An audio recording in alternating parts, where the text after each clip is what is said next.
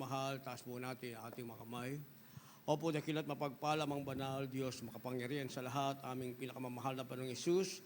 Diyos na banayad sa pagkakalit, saka sa kahabagan sa pangunang panalangin po, aming ginagalma Pastor and Time Prophet, Beloved Honorable Evangelist Well de Almeida, maraming salamat po, mahal na Panginoon, sa paglangis mo sa bawat bahagi na iyong balagawain na tapos na tigit, sa pagkilos mong mainam sa aming kalagitnaan sa iyong Santong Espiritu nagbigay sa mga puso, at bagong lahat kami nagpakumbaba, lalo bang lingkod, sa amin po nagawang pagkukulang, pagkakamali, pagkasala, kabagan mo kami patawarin, lubos-labis po kami nagsisi sa aking mga labi, Lugad, ikaw pong maglagay, makatagad, dapat kasi ikaw kinaasahan, buksang pangunawa, kaisipan ng bawat ipaginiig, patuloy mo kami samahan ng iyong kapangyarihan, sa pangalan ni Jesus, and we bind the power of darkness, and we send doubt, Satan cast out, be bound unto hell, and be there forever in the name of our dearest Jesus we pray.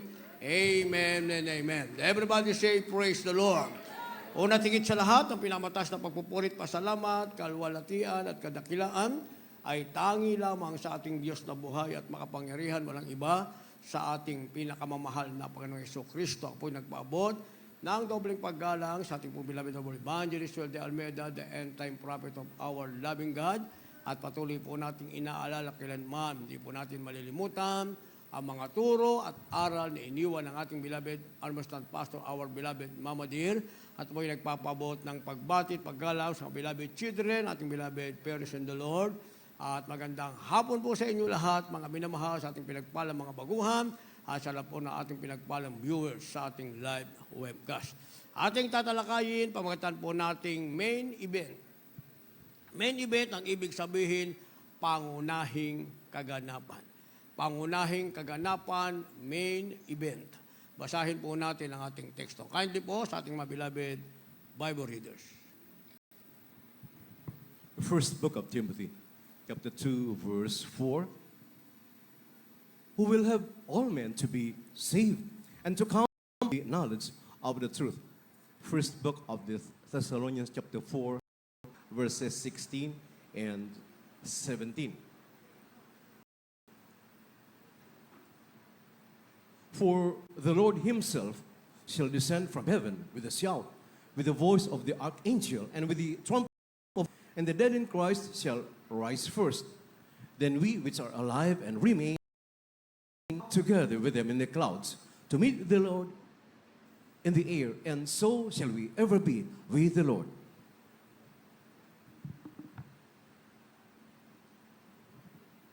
Unang Timoteo Kapitulo 2, versikulo 4. Na siyang may ibig ng lahat ng mga tao, yung mga ligtas at makaalam ng katotohanan. Dito po sa unang Tesalonica Kapitulo 4, ang talatay 16 hanggang 17. Sapagkat ang Panginoon din ang bababang mula sa langit, na may isang sigaw na tinig ng arkanghel, at may pakakakang Diyos, at ang patay kay Kristo ay unang mga bubuhay na maguli. Kung magkagayon tayo ng mga bubuhay na titira, ay aagawin kasama nila sa alapaap upang salubungin ng hangin, at sa ganito ay sa Panginoon tayo magpakailanman. Palakpakan po natin ang isang malakas na palakpak ang ating mahal na Panginoon. Lahat magsabi ng praise the Lord. Ang ating pinakamamahal na Panginoon, mabait na Diyos sa ala ng kanyang banal salita. Ang ating tinatalakay ay main event. Main event na ang ibig sabihin ay pangunahing kaganapan. Dito sa lupa, mga minamahal, maraming kaganapan. Dito lang sa loob ng ating bahay-sambahan, mayroong kaganapan. Kinasasabikan natin ang simula, mga minamahal. Minsan naman, mga minamahal, kinasasabikan ng iba yung pagkatapos ng ating banal na gawain. Ang iba naman, ang kanilang kasabikan, mga minamahal, ay yung pagbabalik na ng ating pinakamamahal na Panginoon. Kaya sabi ng ating nabasa, mga minamahal, Diyos mismo, sa kanyang sarili, ang may gusto ng lahat ng tao'y mga ligtas at makaalam ng katotohanan. Ang ibig sabihin, kung Diyos ang masusunod at hindi gagamitin ng tao ang kanyang free will at susunod sila sa kalooban ng ating mahal na Panginoon, sana, mga minamahal, walang magiging laman ng impyerno. Bagkos, mga minamahal, sabi ng banal na kasulatan, ang lahat ay makaalam ng katotohanan na meron, at isang araw ang langit ay mamanahin na lahat ng pinagpalang tunay na anak ng ating pinakamamahal na Jesucristo. Ano ang tinatawag na main event, mga minamahal? Ang sinasabing main event, ito sinabing main, ibig sabihin, pangunahin, mga minamahal. Ang iba ngayon, ang hinahatay nilang event ay yung nalalapit na kapastuhan. Yon ang kanilang pinaghahandaan, mga minamahal. Amen? Ang nalalapit na paglipas ng lumang taon at sumalubong sa bagong taon. Yun ang daan ng iba. Kaya pumunta ka, mga minamahal, sa bilihan ng mga pang-Christmas design, mga minamahal, at totoo naman ang tao, hindi mahuhulugan ng karayom, mga minamahal.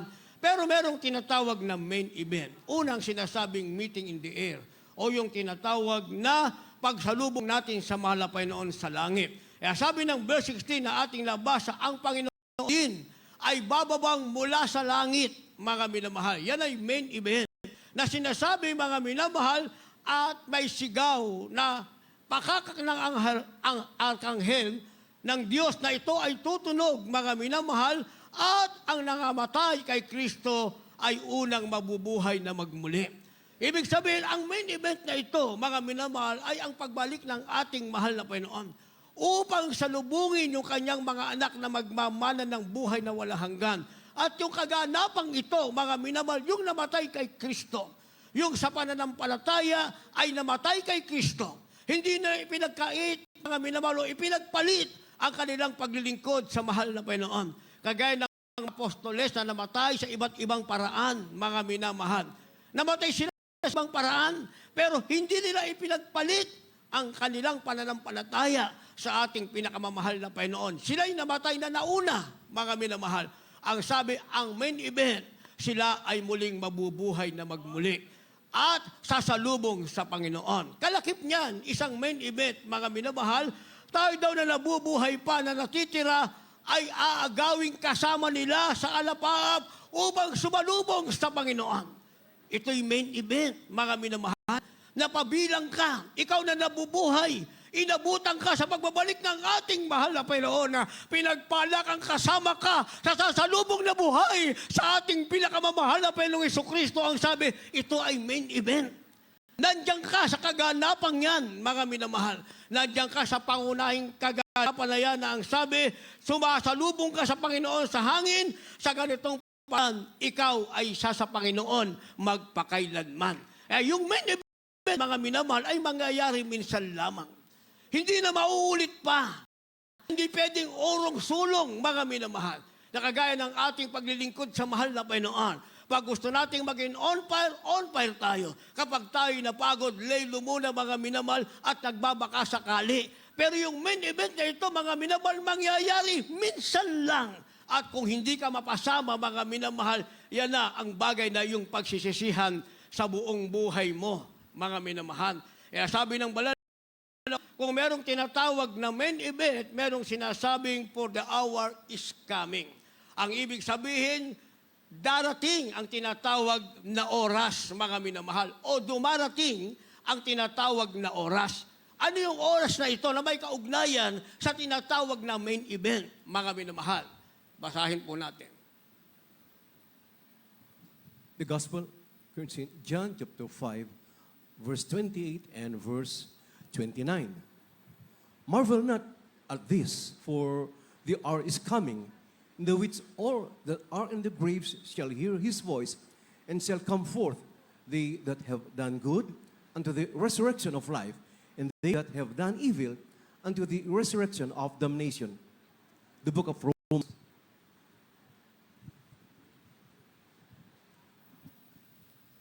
chapter 8, verse 9 and verse 14. Amen. But ye are not in the flesh, but in the Spirit, if so be that the Spirit of God. Now, if any man have not the Spirit of Christ, he is none of his. For as many as are led by the Spirit of God, they are the sons of God.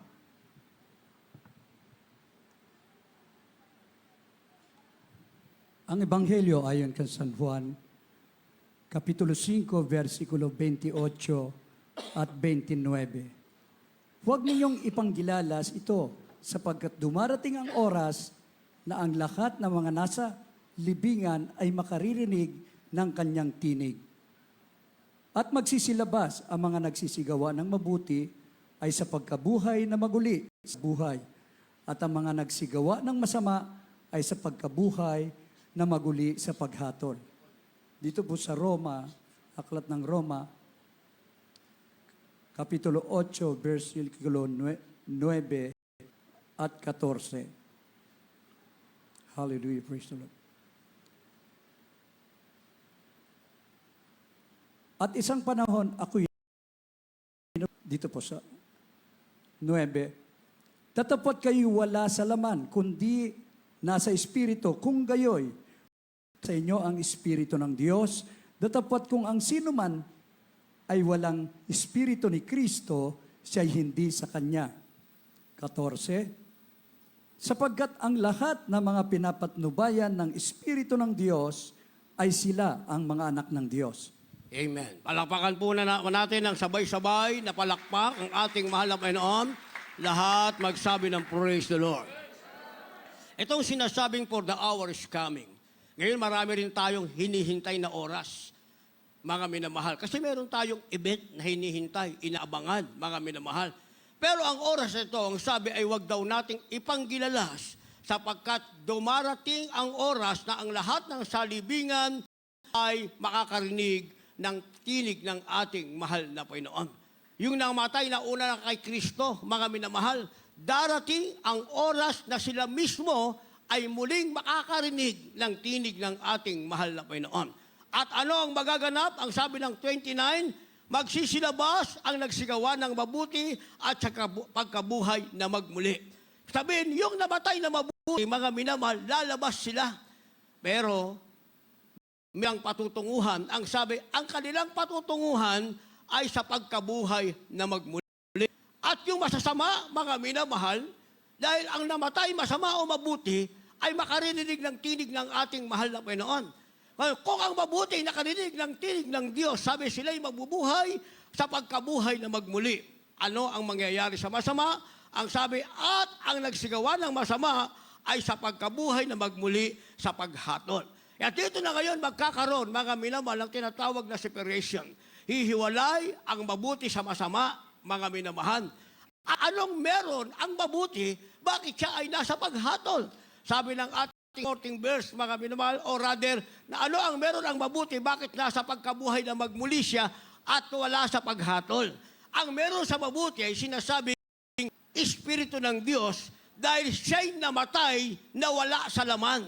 Kundi ang meron siya, ang Espiritu ng ating pinakamamahal Kristo. Kaya sabi ng Romans chapter 8 verse 9, datapat kayo'y wala sa laman kundi nasa Espiritu, kung gayo'y tumisira sa inyo ang Diyos. Yung palang babango na mabuti para sa tinatawag na pagkabuhay na magmuli, mga minamahal, sila ang mga Kristiyanong namatay na merong Espiritu ng ating mahal na Panginoon. Dahil may Espiritu sila ng Diyos, hindi sila nabubuhay sa laman, mga minamahal. Ano bang ibig sabihin natin? Ano bang ibig sabihin ng banal na kasulatan na nabubuhay sa laman, mga minamahal? Ang tao nabubuhay siya sa laman. Dahil ang sanlibutan ay nakahilig sa kasalanan, naturalesa ng tao na siya'y magkasala. At pag binasa mo ang banal na kasulatan, mga minamahal, pinapalitan ng tao kung ano ang natural na pagkalikha ng ating mahal na Panginoon. Sa banal na kasulatan, alam naman natin, mga minamahal, dalawang klaseng tao lamang ang nilikha ng Diyos, mga minamahal. Isang babae at isang lalaki, at sila ay magsasama, mga minamahal, at magpaparami na kalakip ang paggawa sa kalooban ng ating mahal na Panginoon. Pag binasa natin ang banal na kasulatan, mga minamahal, sa Romans chapter 1, verse 21, tuloy-tuloy ang basa, mga minamahal, sinasabing ang tao, mga minamahal, humiwalay siya sa palatuntunan ng Diyos. Hindi niya binigyang pansin, bagkus winasak niya kung ano ang naturalesang pagkagawa ng Diyos. Sinasabi ng banal na kasulatan na ang babae daw, iniwan ng kanyang kasarian, at siya ay naging lalaki, at ito namang lalaki, iniwan ng kanyang kasarian, at siya ay nabuhay na babae. Yun ang sinasabi ng banal na kasulatan. At sabi ng banal na kasulatan, inilagay sila ng Diyos sa tinatawag na reprobate mind. Anong ibig sabihin?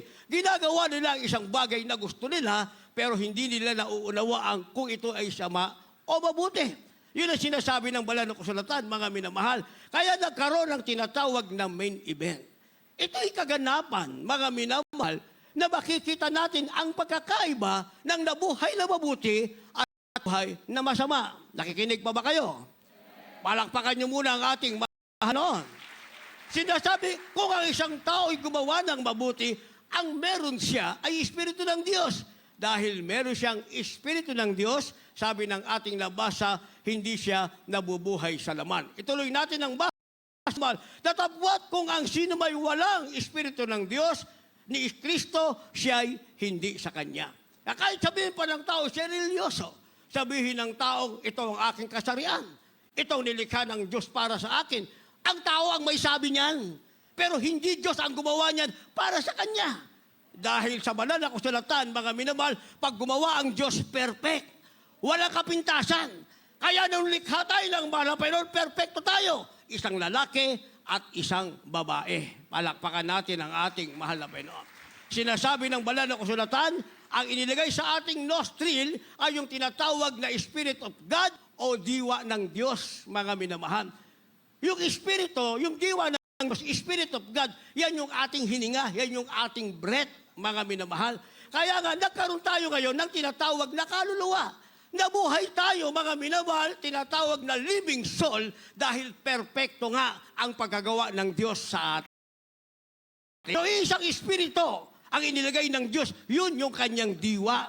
Yun yung Espiritu ng Diyos na sinasabi, mga minamahal, na kung wala ka nito, ikaw ay hindi sa ating pinakamamahal na Panginoong Hesukristo. Kaya sabi ng verse 14, sapagkat ang lahat na mga pinapatnubayan ng Espiritu ng Diyos ay sila ang mga anak ng Diyos. Palakpakan natin ang ating mahal na Panginoon.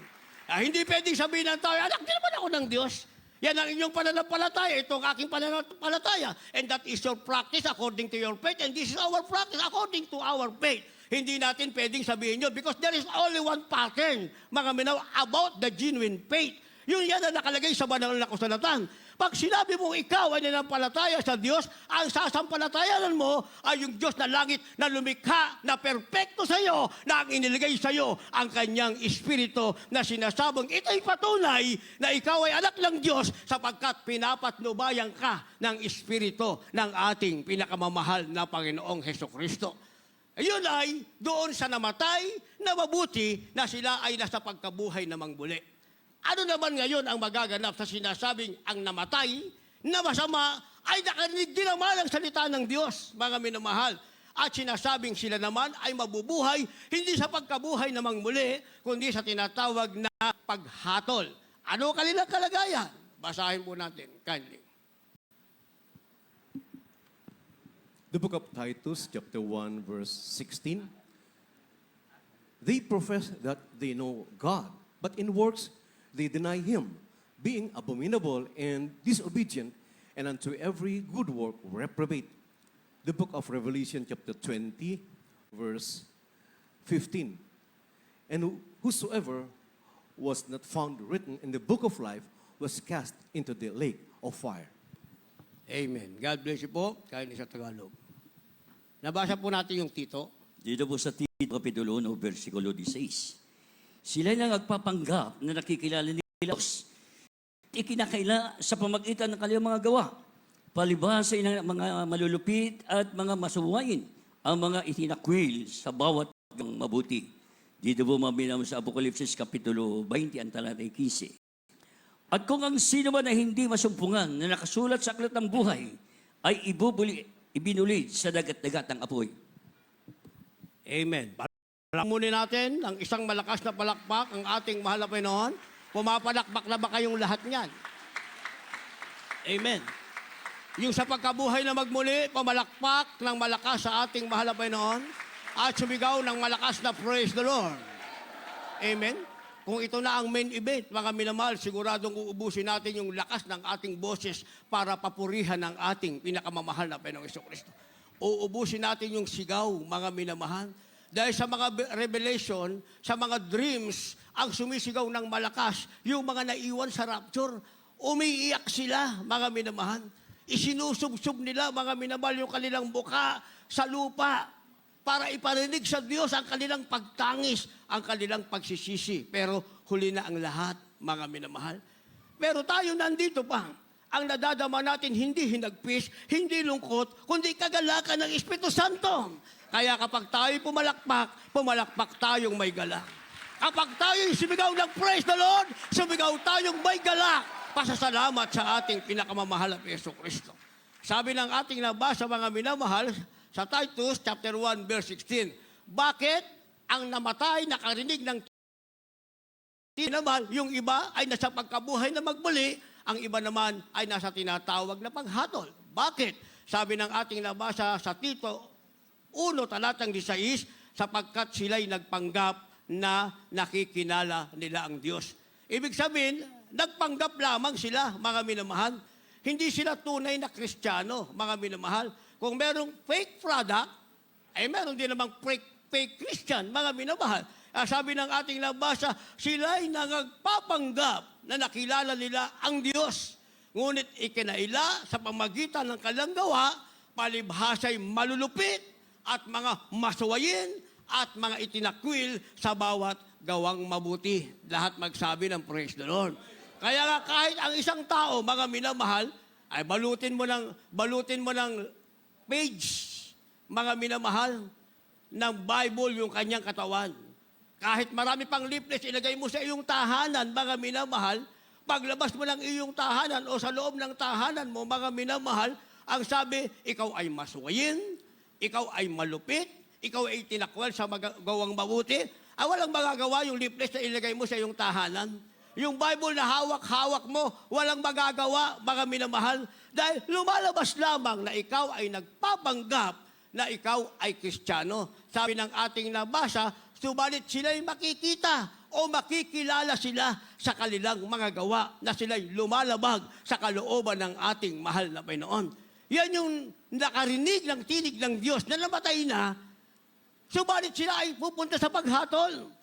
At matutuklasan nila, mga minamahal, kaya para sila pupunta sa paghatol. Sabi ng Revelation chapter 20 verse 15, sapagkat wala silang pangalang nakasulat sa aklat ng buhay. Ang sabi ng verse 15, chapter 20 ng Revelation, at kung ang sinuman ay hindi masumpungang na ibinulid sa dagat-dagatang apoy. Yan ang sinasabing lake of fire. Kaya pala, ang mabuting nakarinig ng tinig ng Diyos. Pagkatapos ng main event, mga minamahal, ang mabuting nakarinig ng salita ng tinig ng Diyos. Ang masama ay nakarinig din naman ng tinig ng Diyos. Pareho lang nabuhay mula sa libingan. At ang natira ay inagaw sa up, and that is main event, mga minamahal. Magkakaroon na ngayon ng pagkakahiwalay, mga minamahal. At doon ngayon, mauunawaan ng masama bakit siya nasa paghatol at wala siya sa pagkabuhay na magmuli dahil sinasabi ng banal na kasulatan, nabuhay siya, naging Kristiyano siya sa sarili niya, pero wala siyang pangalang nakasulat sa aklat ng buhay. Naiintindihan natin, mga minamahal. Naiintindihan natin. Di ba? Nakakatakot ang mga bersikulo, mga minamahal. Di ba? Kahit akong mga karal, kapag ginawa ko ito, nakakatakot. Kaya araw-araw nakikipagbaka tayo, mga minamahal. Hindi ka pwedeng hindi ka makipagbaka. Hindi ka pwedeng maging easy-go-lucky. Araw-araw kang makikipagbaka. Hindi ka nakipagbaka, ang kaawang Diyos nakikipagbaka sa'yo. Ayaw mo sa gusto, you are always in the battle. Nakipagbaka ka, araw-araw yan. At ang tanging panalo ng tunay na Kristiyano, yung Espiritu ng Diyos na nasa kanyang puso. Ito ang nagbibigay ng tagumpay sa kanya, mga minamahal. Sinasabi ko, hindi tayo pwedeng urong-sulong. Isama na naman uli natin yung pagbibigay, mga minamahal. Palagi nating napapakinggan. Ang mga nagbigay, mga minamahal, isisigaw nila. Ipagsisigawan nila nang sila'y magbigay, sacrificial giving, mga minamahal. Kabibigay lang, magbibigay uli. Ang ginagamit, pananampalataya, God will provide. Palagi nilang sinasabi, yun ang nakasulat sa banal na kasulatan. At totoo naman, ano man ang maging kalagayan, maging pandemic man, na ibigay mo man lahat, malalaman mo at mapapatunayan mo, totoo naman, Diyos ang kayang magbigay ng lahat ng iyong pangangailangan. Kaya nga, minsan, mga minamahal, sa ating first run bilang Kristiyano, mga minamahal, talagang on fire tayo. Kaya lang, habang tumatagal, mga minamahal, parang pagdating ng problema, labos natin, nagkaroon ng problema, ang gagawin natin, mahal na Panginoon, gamitin ko muna, pahiram ko sa loved ones ko. Tingnan niyo yung logic, mga minamahal. O di na kailangan yung love was natin. Yung para sa mga Panginoon, this is a portion for God. Ginamit natin para sa kanila because our aim is just to help them. Tutulungan lang natin sila. Ang nasa atin, tulungan natin sila. Sabihin natin, anak natin yan, tatay natin yan, nanay natin yan, o malapit nating kamag-anak o kaibigan, yung ating aim, mga minamahal, is a good aim na tulungan sila, mga minamahal. Pero ang tanong, yung bang inabot nating tulong, mga minamahal, yung ba ay bahaging para sa iyo o bahaging para sa Panginoon? Kung ay binigay mo, ay bahaging para sa Panginoon, sinasabi mong, tinulungan mo sila, mga minamahal, pinalabas natin na mahina ang ating Diyos. Na ang ibig sabihin, mas malakas tayo sa Diyos. Bakit? Sila na kailangan tayo yung tutulong. Yung bahaging sa Panginoon, yung portion para sa mga ibigay natin sa kanila para malutas ang kanilang problema. Ang tanong, nalutas ba yung kanilang problema? Nung ibigay natin ang bahaging para sa Panginoon, pinalalabas natin, ang Diyos nating makapagpasan ay walang magagawa para sa kanila. Kaya tayo na ngayon ang kumilos. Ang problema, mga minamahal, Diyos naman ang magagalit sa atin. Hindi ba? Kasi yung pagbibigay ng ating tithes and love offering, that is holy. Giving your tithes and love offering, that is holy before the sight of God. Yan ang sinasabi, sabi ng Malapay, subukan mo ako sa bagay na ito. Sa banal na kautusan, sinasabing, huwag mong subukan ng Panginoon. Pero sa pagbibigay, ang sabi ng ating mahal na Peso Kristo, subukan mo ako. Try me in this, sabi ng mahal na Panginoon, subukan mo ako sa bagay na ito. Kaya ibig sabihin, every time na magbibigay ka, ginagawa mo ang kalooban ng Diyos, sinusubukan mo siya. Dahil sinubukan mo ang Panginoon, sabi ng mahal na Panginoon, bubuksan ko para sa iyo. Para sa iyo. Ano ang bubuksan? Ang dungawan sa langit. Ano ibubuhos? Pagpapalang walang sapat na silid na kalalagyan. Sa makatibid, doon lang darating yon, mga minamahal. Kaya kung ang ating loved ones merong kailangan, para ang salot ay hindi pumunta sa atin, mga minamahal, turuan natin sila. Oh, now you are in needs. All you have to do is just to serve the Lord and do His will. At gawin mo ito. Itong pagbibigay, gawin mo. Huwag mong panghinayangan yan. Pag hindi nang hinayang, gawin mo siya. Napanalo mo kanya kaluluwa, sinubukan niya, makikita mong tama ang ginawa mo, siya mismo pinagpala rin ang ating mahal na Panginoon. Pero kung hindi yan ang ginawa mo, mga minamahal, o di tumulong ka nga. Ang tinulong mo naman, hindi mo sariling pera para sa mahal na Panginoon, pagdating ng sumpa ng Diyos, kawawa ka naman. Hindi ba? Pakita mong sarili mo nasa hospital, wala kang pambayad, tawag dito, tawag doon, nangihiram ka ngayon para makalabas sa hospital. Paglabas sa hospital, ilang araw, babalik uli sa hospital. Hindi ba ang hirap na kalagayan? Mahirap yun ah. Ako, sinumpa ko ang doktor eh. Hindi ko naman sinabing kinars ko. Ang ibig ko sabihin, ayoko sa doktor, mga minamahal. Bakit? 2 taon ako nagpa-doktor. 2 taon akong uminom ng gamot, mga minamahal. Eh kung gagaling ako sa ramdaman kaitong, dapat gumaling ako. Eh hindi naman ako gumaling. Sino nagpagaling sa akin? Walang iba ang ating pinakamamahal na Panginoong Kristo. O ngayon, kung ako'y magkakaroon ng karamdaman, mga minamahal, kakalimutan ko ba na ang Diyos nagpagaling ng aking karamdaman ketong?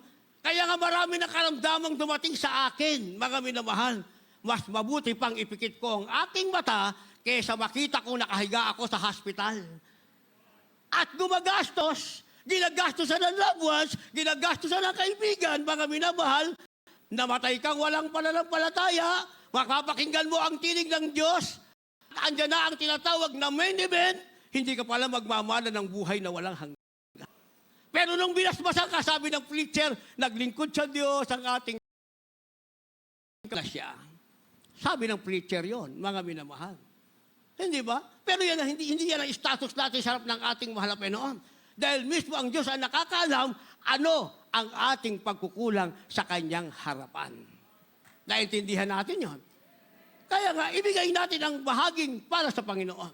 Gawin natin ang bahaging para sa Panginoon.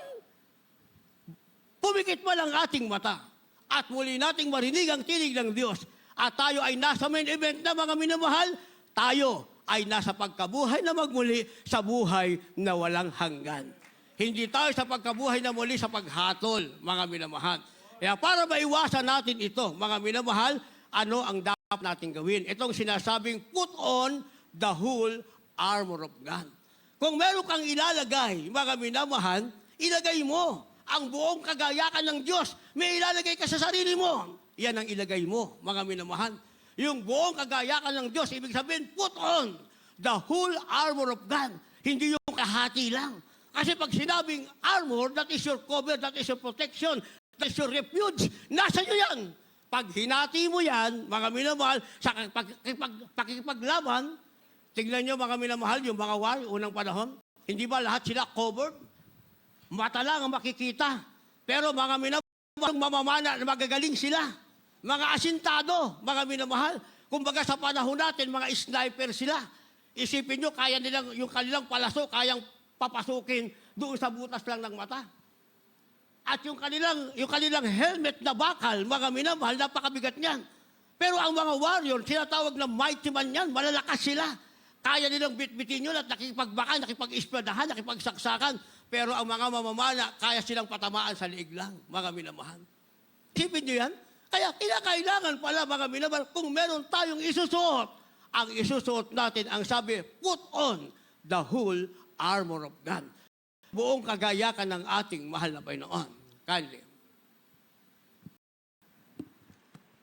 The book of Ephesians, chapter 6, verse 11. Put on the whole armor of God, that ye may be able to stand against the wiles of the devil. Verse 13, verse 17. Wherefore take unto you the whole armor of God, that ye may be able to withstand in the evil day, and having done all, to stand. Stand therefore, having your loins girt about with truth, and having on the breastplate of righteousness, and your feet shod with the preparation of the gospel of peace. Above all, taking the shield of faith, wherewith ye shall be able to quench all the fiery darts of the wicked, and take the helmet of salvation and the sword of the Spirit, which is the word of God. God bless you po. Dito po sa aklat ng Efeso, Kapitulo 6, versikulo 11, 13, tuloy ang basa hanggang 17. Mga bihis ka kayo ng buong kagayakan ng Diyos upang kayo'y magsitibay laban sa mga lalang ng dyablo. 13. Dahil dito magsikuha kayo ng buong kagalakan ng Diyos upang kayo'y makatagal sa araw na masama. At kung magawa ang lahat, ay magsitibay. Magsitibay nga kayo na ang inyong mga baywang ay may bigkis na may katotohanan, na may sakbat na baluti ng katwiran. At ang inyong mga paa ay may panyapak na paghahanda ng ibanghelyo ng kapayapaan. Bukod dito ay taglayan ninyo ang kalasag ng pananampalataya na siyang ipapatay ninyo sa lahat ng nangagniningas na salugi ng masama. At magsikuha na rin naman kayo ng turbante ng kaligtasan at ang tabak ng Espiritu na siyang salita ng Diyos. Palakpakan po natin ng isang malakas na palakpak ang ating mahal na Panginoon. Lahat magsabi ng praise the Lord. Ito mga versikulong ito, paborito to ng ating beloved Honorable Evangelist Will, the end time prophet of our loving God. Palagi nating napakinggan ito. Sabi ng verse, tayong ibihis daw natin ang buong kagayakan ng Diyos upang kayo'y magsitibay laban sa mga lalang ng dyablo. Kasi sinasabi natin may lalang ang dyablo. Palagi tayo nakikipagbaka. Ayaw mo sa gusto ang dyablo nakikipagbaka sa'yo. Dapat ang makita, mga minamahal, yung sinasabing ibinihis mo na buong kagayakan ng ating mahal na Panginoon. Yun ang makikita. Hindi ikaw, mga minamahal. Ang makikita, si Kristo, ang ating Diyos na makapangyarihan. Yan ang makikita sa tunay na Kristiyano. Sabi ng verse 13, dahil dito, magsikuha kayo ng buong kagayakan ng Diyos upang kayo'y makatagal sa araw ng masama. Kung magawa ang lahat, ay magsitibay. Kailangan palang tumagal, mga minamahal. Hindi nga natin pwedeng sisihin yung masama kasi ito masama Pagbaba ko sa pulpito, dinuro kasi ako nito hindi ba? Hindi natin pwedeng sabihin, nandyan nga yan Kaya kailangan natin kagayakan ng Diyos, mga minamahal. Ang ating mahal pero kahit anong ginawa sa Kanya, mga minamahal. Hindi ba? Hindi naman nagalit ang mahal na Panginoon. Kahuli-hulihan, ang sinabi pa rin ng ating mahal na Panginoon, Ama, patawarin mo sila sapagkat hindi nila nalalaman ang kanilang ginagawa. Kung tayo dinuro, mga minamahal, duro lang yan. baka mamayang isang araw na magayong kamay, wala na siyang panduro sa'yo. Baka lalapitan kaya, yayakapin ka niyan, sasabihin sa'yo, sorry sis, may dala pang peace offering. O, ikaw naman, pa-isnab-isnab ka pa. Pa-isnab-isnab ka pa. Parang ibig sabihin, kulang peace offering mo, dagdagan mo yan. Hindi ba? Kaya pala, para tayo tumagal, mga minamahal. So kasama yan sa ating buhay Kristiyano. Minsan pinahintulutan ng mahal na Panginoon para tignan, totoo ba tayo ay nakasuot ng buong kagayakan ng ating pinakamamahal na Panginoon. Kapag tayo nasasaktan, mga minamahal, hindi nakasuot sa atin si Kristo. Kasi nasasaktan pa tayo eh. Pag hindi na tayo nasasaktan, ano man ang gawin sa atin, pagpalain ka ng mahal na Panginoon. Hindi ba? Pagpalain ka ng mahal na Panginoon. O di, sinasabi natin pagpapala pa rin. Sabi ng banal na kasulatan, dahil sa ginagawa mong mabuting ganti sa Kanya, ay naglalagay ka ng buktong ng bagat apoy sa Kanyang uluhan. Na ang ibig sabihin, Diyos ang hatol sa Kanya, hindi ikaw. Pero Diyos naman ang magpapala sa iyo dahil tumatagal ka sa gawa ng masama dahil ang sinuot mo ay ang buong kagayakan ng ating pinakamamahal na Panginoong Kristo. Sabi ng verse 14, magsitibay nga kayo ng inyong mga baywang ay may bigkis na katotohanan na may sakbat ng baluti ng katwiran. Supporting verse pa rin ito sa 13, mga minamahal. Ano nasa baywang natin? Nakabigkis sa atin, katotohanan. Ano ba ang katotohanan? Sabi ng banal na kasulatan, ang masama, huwag mong gantihan ng masama, bagkos ang kaaway mo na gumagawa ng masama sa iyo, pakainin mo. Hindi ba? O di pa nagkita uli kayo, bumili ka ng isang buwig na saging, ipasalubong mo sa kanya. Di ba? Kung ano ba lang galit ka sa iyo, mawawala. Dahil binigkasan mo ang iyong baywang ng sinasabing bigkis ng katotohanan. At ang sabi, mga minamahal, meron kang sakbat ng baluti ng katwiran. Na ano ba na mangyari? Saan tayo nakatayo? Hindi tayo gaganti. Nakatayo pa rin tayo sa katwiran sa harap ng ating pinakamamahal na Panginoong Kristo. Verse 15, ang sabi, ang inyong paa ay may pangyapak na paghahanda sa ebanghelyo ng kapayapaan. Yan yung ating paa, mga minamahal. Ang dala niyan, palaging kapayapaan. Dahil accepted na natin yan. Tanggap na natin yan. Sa sanlibutan, walang kapayapaan. Hindi ba yan ang ating kalagayan? Wala tayong kapayapaan. Kailan tayo naging mapayapa? Nang pinagpala tayong napunta sa tunay na iglesia ng ating mahal na Panginoon. Nang mapakinggan natin ang pangaral ng ating mahal na magulang sa Panginoon, doon tayo naging mapayapa. Nawala yung ating pride, mga minamahal. Hindi ba? Natuto na tayong magpakumbaba. Natuto na tayong tanggapin ang katotohanan. Anong katotohanan? Anak ng Diyos, tagapagmana ng buhay na wala hanggan. Verse 17, ang sabi, rather 16, bukod dito ay taglayin ninyo ang kalasag ng pananampalataya na siyang ipapatay ninyo sa lahat na naginingas na sulugi ng masama. Ito pala yung ating mga minamahal pinakabala. Ito yung ating pinakabaril, mga minamahal, yung ating pananampalataya sa ating pinakamamahal na Panginoon. Ang katotohanan kasi, kahit ano namang gawin sa atin ng tao, hindi naman tayo kayang gawin niya sa dalhin sa impyerno, mga minamahal. Naniwala kayo ron? Kahit anong gawin sa iyo ng tao, hindi kanya kayang dalhin sa impyerno, mga minamahal. Pero ang Diyos, kaya siyang dalhin sa impyerno. At dahil sa ginagawa sa iyo ng tao, isang bagay na hindi mabuti, na natili ka, matibay ka sa iyong pananampalataya, ginagawa niya sa iyo, hindi mabuti, ang gagawa ng mabuti sa iyo. Ayun na naman nakalagay sa banal na kasulatan, mga minamahal. Kaya ang sabi ng verse 17, magsikuha rin naman kayo ng turbante ng kaligtasan at tabak ng Espiritu na siyang salita ng Diyos. Ginamit niya ito ng ating mahal na Panginoon during His earthly ministry. Di ba, after 40 days fasting, anong sabi ng kaaway ng Diyos? Hindi ba kaya mong gawing tinapay ang mga bato na yan? O gawin mong tinapay. Ang ginamit ng ating mahal na Panginoon ay salita rin ng Diyos. Ang ginagamit ng kaaway, salita rin ng Diyos. Pero ang ginagamit ng Diyos during His earthly ministry bilang tao ay yung totoong salita ng Diyos. Hindi ba? Hindi lamang sa tinapay na bubuhay ang tao. Dinala siya sa taas, nasa akin ang kayamanan sa libutan, sambahin mo ako, ibibigay ko sa iyo. Sabi ng mahal na Panginoon, nasusulat din naman sa Panginoong Diyos mo lamang ikaw ay sasamba. Ang ginagamit ng ating malapay, salita pa rin ng Diyos. Yan pa rin ang ating gagamitin, yan ang ating turbante ng kaligtasan, ang buong kagayakan ng Diyos na nakabihis sa atin. Ang sabi rito mga minamahal, ang ating tabak ay walang iba, ang espiritu ng ating pinakamamahal na Panginoong Jesucristo. Dahil habang nagagawa natin yan, ang ibig sabihin, nasa iyo ang espiritu ng Diyos. Minamahal, ang ibig sabihin niya, wala na sa iyo ang salita ng Diyos. Wala na sa iyo ang espiritu ng Diyos, mga minamahal. Pero kayang-kaya mo magpigil. Pagdating sa bahay niyo, umiyak ka, lumuhod ka, itaas mo yung kamay, mahal na Panginoon. Bigyan mo ko ng makubabang espiritu, mahal na Panginoon. Kahabagan mo siya, mahal na Panginoon. Kahabagan mo rin ako, mahal na Panginoon.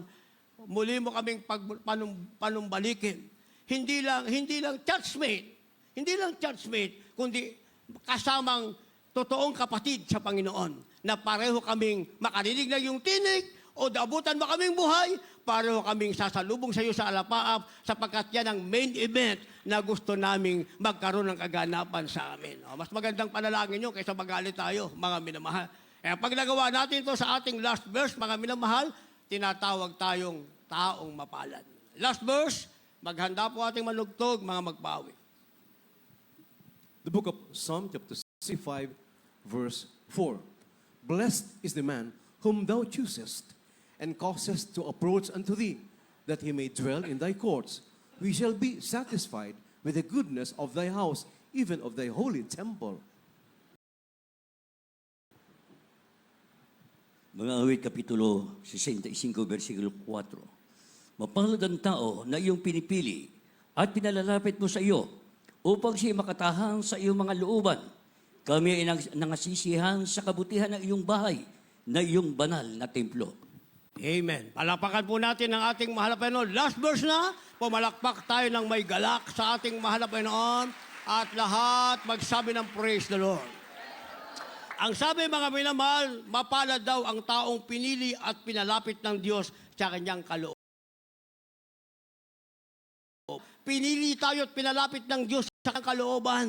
Para sa main event, mga minamahal, mukhaan na nating siya'y makatahan sa iyong mga looban, kami ay masisihan sa kabutihan ng iyong bahay ng iyong banal na templo. Yan na yung main event, mga minamahal. Hindi ba? Darating at darating ang panahon na yan. Kung hindi man nating abutan, pumikit ang ating mata, isa lang ang main event. Yung pagsalubong natin sa alapaap upang tayo mapa sa Panginoon magpakailanman. And that is the only main event. Hindi yan mababago, hindi mababawasan, hindi madadagdagan. Yan ang sinasabing pangunahing kaganapan na ang mga Kristiyanong naglingkod ng tapat sa mahal na Panginoon ay magmamana ng buhay na walang hanggan. Tayong lahat ay tumayo at umawit sa mahal.